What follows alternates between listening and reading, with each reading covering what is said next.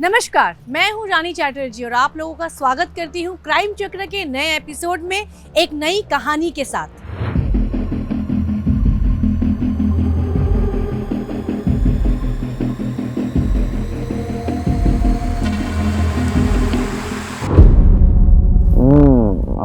ये खुशबू,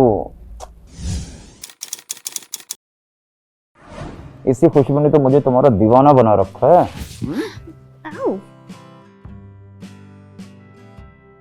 छोड़िए ना, दर्द हो रहा है। अच्छा, दर्द हो रहा है?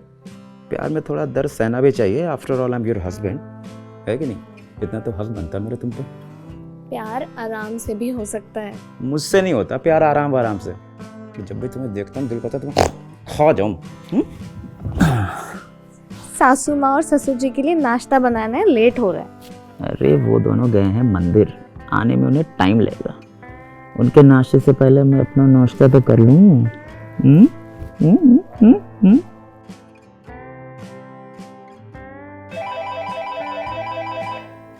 अरे यार, हेलो। हाँ, अच्छा आज ही? ठीक है बस निकलता हूँ मैं। निकल रहा हूँ थोड़ी देर में निकल रहा हूँ। चलो ओके। कौन था? अरे वो कुछ नहीं, वो मेरा प्रॉपर्टी डीलर वाला दोस्त है। वो इस प्रॉपर्टी की डील करने के लिए जाना है मुझे। अच्छा सुनो, मैं कल ही वापस आऊँगा और मम्मी पापा को इसके बारे में कुछ मत बताना, ठीक है? पर उन्हें क्यों नहीं बताना है? तुमसे जितना कहा जाए ना तुम उतना ही किया करो। मुझसे ज़्यादा सवाल जवाब करने की ज़रूरत नहीं है।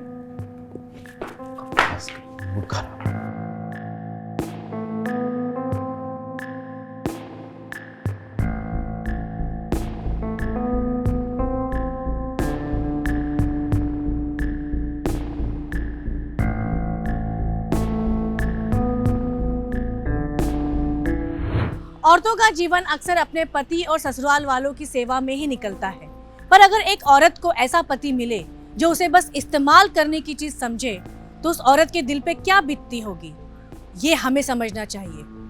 सरिता अपने पति के लिए एक आदर्श पत्नी थी, पर क्या रोहित भी उसके लिए एक आदर्श पति था?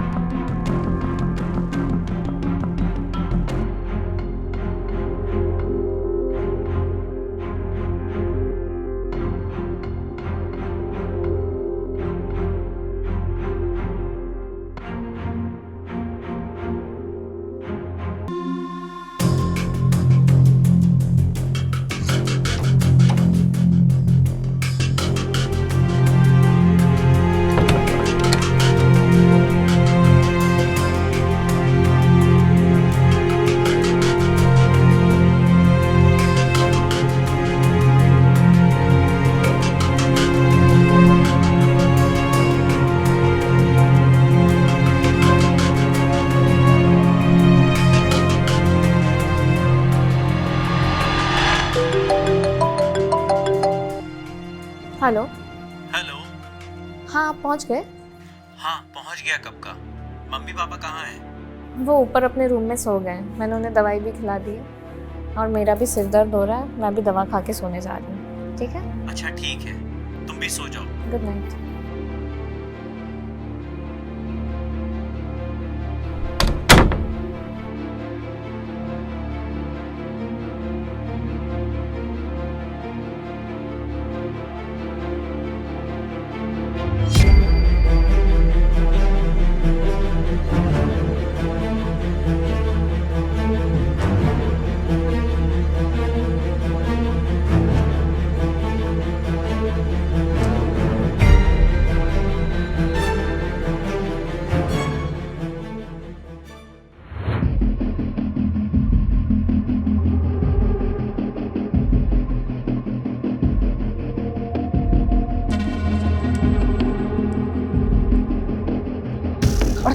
इतनी देर कहाँ लगा दी? अरे उस पर नजर रख रहा था, वो दवाई ववाई खा के सो गई है, अब हम अपना काम आराम से कर सकते हैं। हाँ चल चल चल।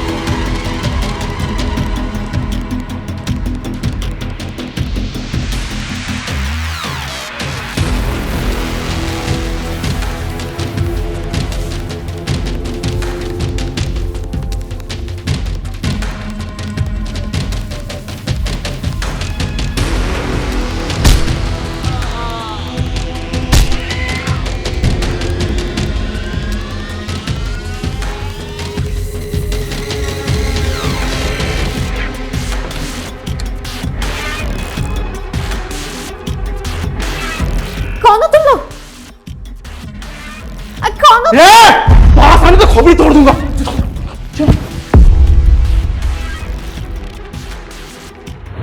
कुछ अज्ञात नकाबपोश लोगों ने सरिता के घर में घुस के उसके सास ससुर की हत्या कर दी और कुछ गहने और कैश चोरी कर लिए। आखिर क्या हो गया है हमारे समाज को? लूटपाट, खून खराबा, ये सब जैसे आम बातें हो गई हैं। जब अखबार उठाओ तो कोई ना कोई दिल दहला देने वाली खबर हमें देखने को मिलती है। क्या सरिता के सास ससुर को सिर्फ लूट के लिए मारा गया या इसके पीछे कोई और वजह थी? मम्मी, पापा, सरिता, क्या हुआ? क्या मम्मी पापा को? सब ठीक है ना? कहाँ है? अरे बोलो। आप ही रोहित जी है? हाँ। रोहित जी, हमें आपके मम्मी पापा की डेथ का बहुत अफसोस है। नहीं, क्या बोल रहे? नहीं कुछ। देखिए, हमने उनकी डेड बॉडीज को पोस्टमार्टम के लिए भेज दिया। नहीं हो सकता।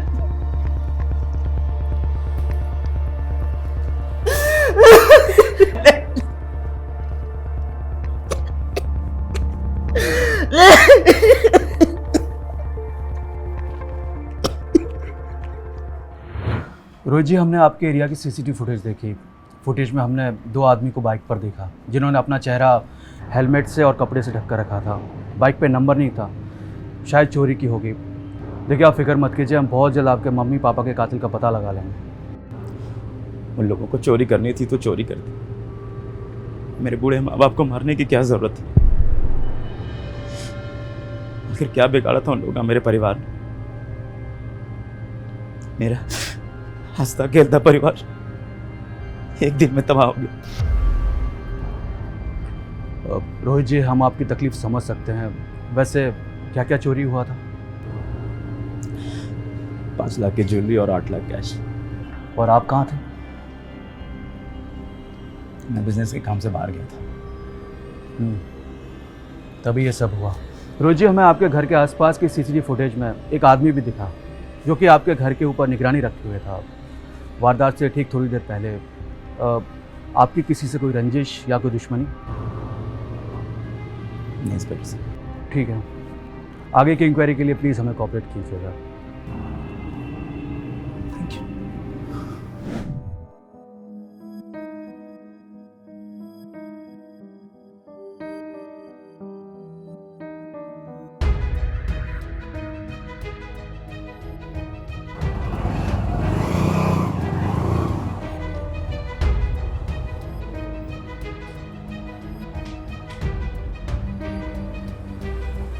वो कौन था? वो प्रॉपर्टी डीलर था, मेरा दोस्त राघव, जिसके साथ प्रॉपर्टी डील करने गया था मैं। घर में इतना सब हो गया और आपको अभी भी प्रॉपर्टी की पड़ी है? अच्छा सुनिए, पुलिस का कॉल आया था, उन्हें कुछ पूछताछ करनी है, इसलिए वो लोग घर आ रहे हैं। ठीक है, तुम देख लेना, मुझे प्रॉपर्टी से रिलेटेड कुछ काम है। अच्छा सुनो, ये पुलिस वाले को प्रॉपर्टी डीलिंग की कोई बात मत बताना। मैंने कहा है मैं बिजनेस सिलसिले में बाहर गया था, ठीक है?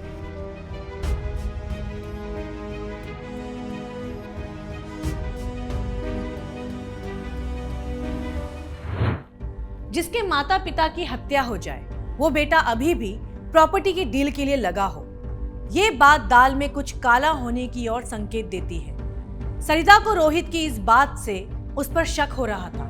वहां पुलिस ने बाहरी तौर से जांच जारी रखी पर कुछ हाथ नहीं लगा। क्या इस केस को एक अलग एंगल से देखना गलत है या ये मात्र एक संजोग है?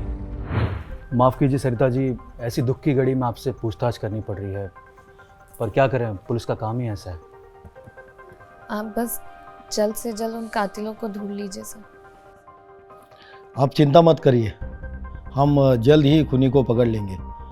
आप सिर्फ इतना बताइए कि उस रात क्या हुआ था। मैं नींद की गोली खाकर सोई हुई थी। अचानक मुझे चीखने की आवाज़ सुनाई दी। जब मैं हॉल में आई तो देखा 2 लोग हाथ में बैग और रॉड लिए भाग रहे थे।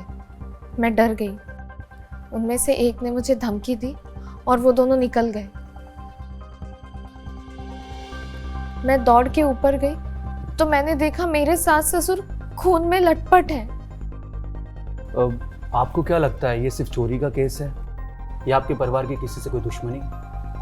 क्योंकि हादसा जब हुआ तब आपके पति बिजनेस के सिलसिले में बाहर गए थे। बिजनेस डील नहीं सर। मतलब? मेरे हस्बैंड ने ये बात किसी को बताने से मना की थी और मेरे सास ससुर। सरिता जी, आप संभालिए खुद को। दरअसल रोहित ये घर बेचना चाहते थे और इसी डील के सिलसिले में वो अपने दोस्त राघव के साथ उस रात गए थे और मेरे सास ससुर के साथ। ठीक है, फिलहाल हम चलते हैं। अगर ज़रूरत पड़ी तो आपसे फिर से कांटेक्ट करेंगे।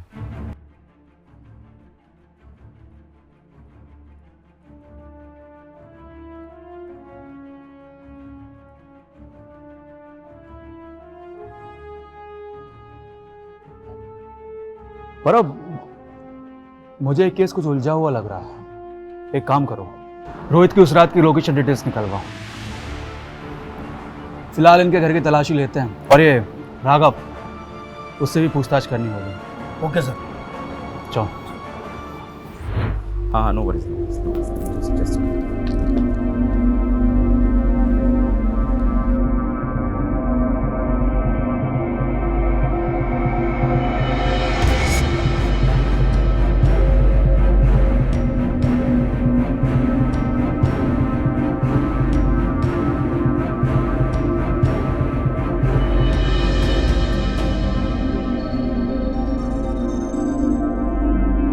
सरिता, तू तिकडे बघ।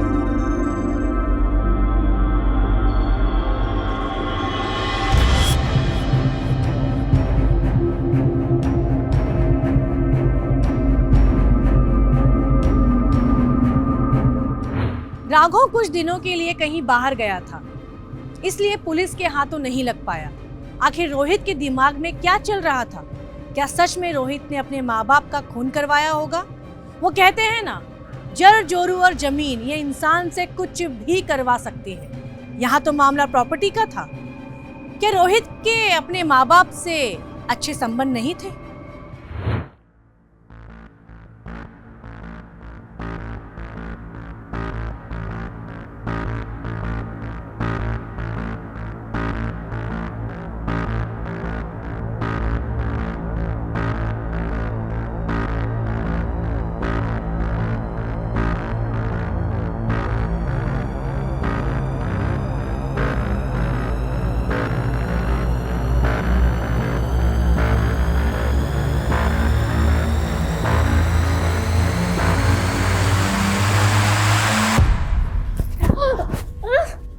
दारू पी के आयो, छोड़ो मुझे।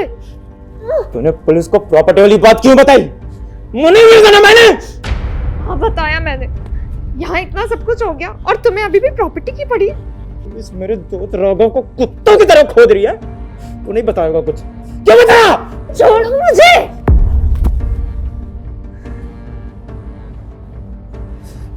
मुझे नहीं रहना यहाँ। यहाँ कुछ भी नहीं बचा है। मुझे जाना है यहाँ से। हम जल्द यहाँ से निकल जाएंगे। नहीं रहना मुझे।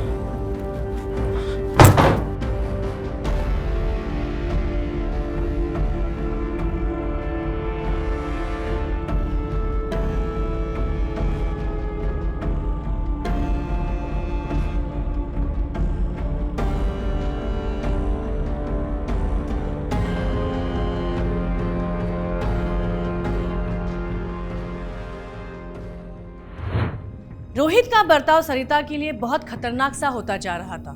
क्या रोहित का बर्ताव उसके माता पिता के लिए भी ऐसा ही था? वहां पुलिस अपनी जांच में लगी हुई थी, पर कुछ हाथ नहीं लग रहा था। क्या सच में ये मामला बस लूटपाट का था और रोहित का इसमें कोई हाथ नहीं था? क्या हम बस दो अलग चलती हुई कहानियों को जोड़ रहे हैं? अगर रोहित ने कुछ नहीं किया था तो राघव गायब क्यों था? रोहित अपने माता पिता से बात करके भी तो प्रॉपर्टी बेच सकता था। सोचने वाली बात है कि कहीं उसके माँ बाप इसके खिलाफ तो नहीं थे। क्या सरिता घर का कोई राज जानती थी जिससे रोहित का बर्ताव उसके लिए ऐसा था, या ये बस रोहित का व्यक्तित्व का हिस्सा था? आइए आगे देखते हैं। सर, रोहित की लोकेशन डिटेल्स आ गई है। उस रात वो यहाँ नहीं था, लेकिन सर। क्या लेकिन? सर, हमारे एक कांस्टेबल को रोहित के घर से एक सिम कार्ड मिला था। मैंने डिटेल्स मंगवाई है, वो आती ही होगी। और सर, ये राघव हमारी कस्टडी में है। तो देर किस बात की है? आओ उसका स्वागत करते हैं। सर, आप मुझे क्यों मार रहे हैं सर? मैंने क्या किया है? मर्डर करके फरार और पूछता मैंने क्या किया है? मर्डर?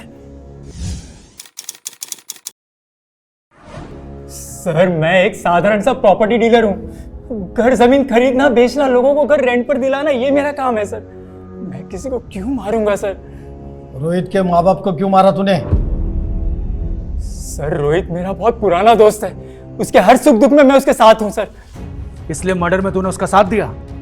सर, जिस वक्त ये सब कुछ हुआ उस वक्त मैं और रोहित शहर से बाहर थे सर। तुम दोनों ने ये काम किसी और से करवाया होगा। सर, मैं उसके मम्मी डैडी को क्यों मारूंगा? क्या मिलेगा मुझे? क्योंकि रोहित को उसके माँ बाप की प्रॉपर्टी और तुझे लूटी हुई ज्वेलरी और कैश, और हो सकता है कि रोहित ने तुझे पैसे भी दिए हों इस काम के लिए। सर, मैं निर्दोष हूँ सर। मैं सच कह रहा हूँ, मैं निर्दोष हूँ सर। तो इतने दिन से गायब कहाँ था? सर, मैं रोहित के काम से ही बाहर गया था। उसने मुझे कहा था कि उसकी जो प्रॉपर्टी की डील हुई है उसके बायर को जाकर सारे पेपर्स क्लियर करवा के आओ। और क्योंकि ये प्रॉपर्टी उसके पेरेंट्स के नाम पे थी, इसलिए सारे ट्रांसफर के पेपर्स भी मैंने क्लियर करवा लिए थे सर। बस उसी के काम के लिए बाहर गया था, और वो बाहर शहर से बाहर रहता है सर, इसलिए मुझे वहाँ जाना पड़ा। हाँ, काम थोड़ा ज़्यादा था, इसलिए मुझे ज़्यादा वक्त लग गया बस। और रोहित ये प्रॉपर्टी क्यों बेचना चाहता था? पता नहीं सर, उसके मम्मी डैडी ने भी मुझे प्रॉपर्टी के लिए फ़ोन किया था। हाँ, वो लोग गांव में शिफ्ट होना चाहते थे प्रॉपर्टी बेचकर, लेकिन रोहित इससे अग्री नहीं करता था। वो दूसरे शहर में शिफ्ट होना चाहता था अपने बिजनेस खोलने के लिए। इसका मतलब इस मर्डर के पीछे रोहित का हाथ है? बता नहीं पाऊंगा सर। रोहित कभी किसी को कुछ बताता नहीं था। हाँ, वो अपने पेरेंट्स के प्रॉपर्टी को लेकर नाखुश जरूर था। बाहर आओ।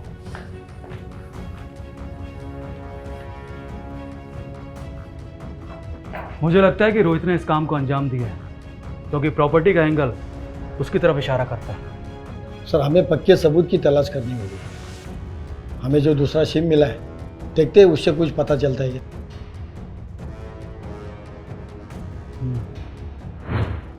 पुलिस के पास ये केस सॉल्व करने के लिए कोई पुख्ता सबूत नहीं थे।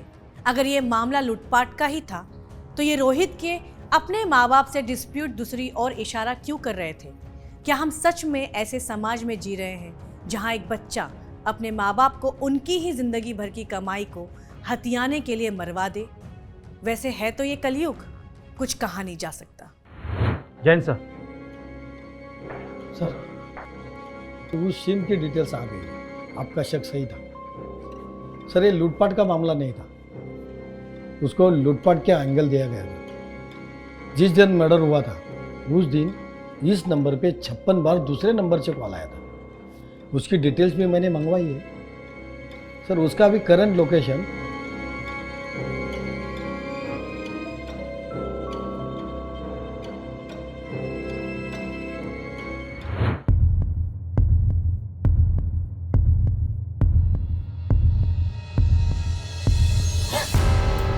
सिद्धार्थ, तुम?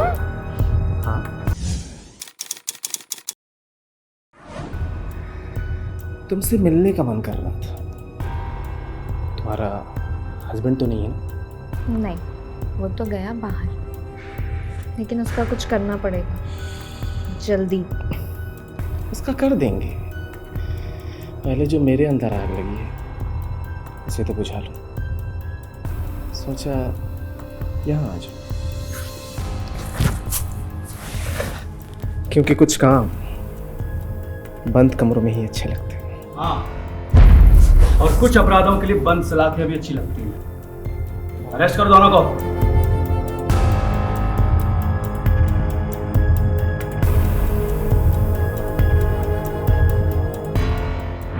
पुलिस ने जो सिम की डिटेल्स निकलवाई थी उसमें मर्डर के लिए उस दिन 56 बार सरिता और सिद्धार्थ ने बात की थी। क्या यह अपराध के पीछे सरिता का हाथ है? आखिर कौन है ये? सिद्धार्थ और सरिता के साथ मिलकर इसने क्यों रोहित की माँ और बाप की हत्या करवाई? एक बहू अपने सास ससुर को कैसे मरवा सकती है? ऐसे कई सवाल अपने मन में उमड़ रहे होंगे। आइए हम देखते हैं कि इस अपराध की क्या वजह थी। क्यों मारा अपने सास ससुर को? बोलो। सर, ये काम मैंने अपने दोस्त लोकेश के साथ मिलकर किया था। सरिता के कहने पर। हम दोनों बहुत पहले से एक दूसरे से प्यार करते हैं सर। अपने पति से चुप के दूसरे मर्द के साथ संबंध रखती हो और सास ससुर को मार के पति के ऊपर डालती हो। सर, रोहित को मेरे और सिद्धार्थ के बारे में सब कुछ पहले से ही पता था। यहाँ तक कि मेरे सास ससुर को भी हमारे बारे में सब पता था।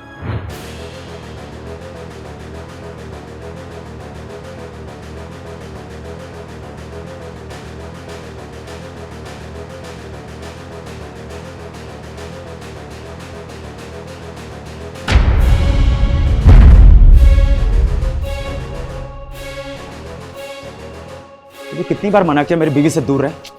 समझ में आई तेरे को बात? हाँ?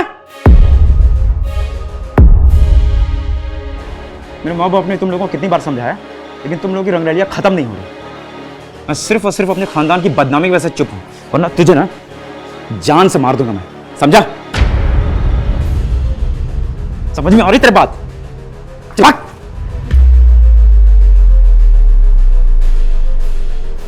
और तुम समझ में नहीं आ रही तुम्हें बात? हाँ? नहीं समझ में आ रही? तो मानोगे नहीं ऐसे।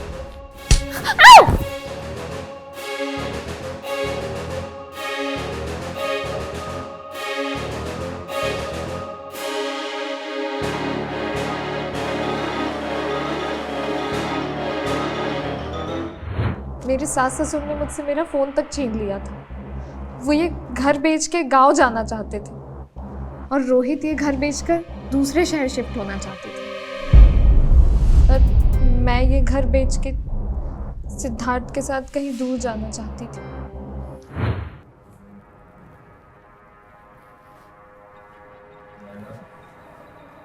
क्या हो गया? तुम मूड में नहीं हो? तुम यहाँ मूड बनाओ और वहाँ मेरे सास ससुर ने मेरा जीना हराम कर रखा है। तो इसमें मैं क्या करूं? मार दो मेरे सास ससुर को।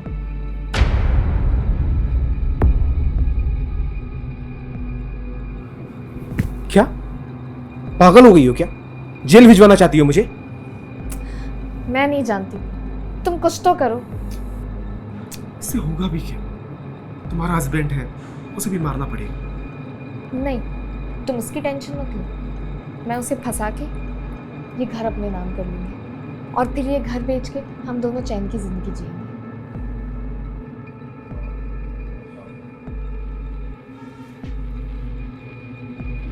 सरिता ने सिद्धार्थ को अपने सास ससुर को मारने के लिए मना लिया। दोनों ने मिलकर ये प्लान किया कि सास ससुर को रास्ते से हटा के सरिता रोहित को फंसा के रोहित की फैमिली की प्रॉपर्टी को बेचकर सिद्धार्थ के साथ अपनी जिंदगी बिताएगी।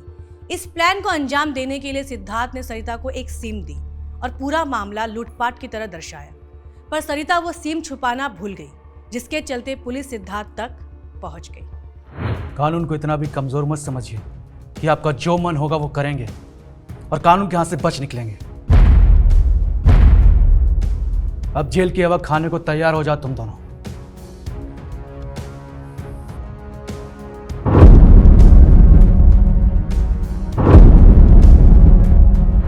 रोहित को जब पता चला कि ये हत्या सरिता ने करवाई है, वो पूरी तरह से टूट गया। पुलिस ने जल्द ही सिद्धार्थ के दूसरे साथी को भी पकड़ लिया। तो ये था इस कहानी का अंत। मैं रानी चैटर्जी लेती हूँ आप लोगों से विदा। फिर मिलते हैं क्राइम चक्र के नए एपिसोड में एक नई कहानी के साथ। सतर्क रहिए, सुरक्षित रहिए। जय हिंद।